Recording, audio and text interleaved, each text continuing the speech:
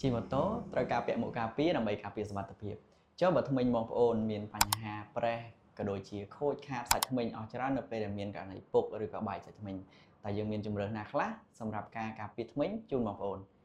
ចំពោះជម្រើសនៃការព្យាបាលវាមានច្រើនប្រភេទដូចជាការស្រោបធ្មេញការបិទប៉ះធ្មេញជាដើមតោះថ្ងៃនេះខ្ញុំសូមនាំអារម្មណ៍បងប្អូនមកមើលការព្យាបាលទៅលើធ្មេញដែលមានប្រេះធំចំពោះករណីនេះគឺធ្មេញបងប្រុសគាត់មានប្រេះវាធំដែលធ្វើឲ្យគាត់សក្គាខ្លាំងនៅពេលដែលគាត់ញ៉ាំទឹកក្តៅទឹកត្រជាក់ហើយសូម្បីតែគាត់នៅស្ងៀម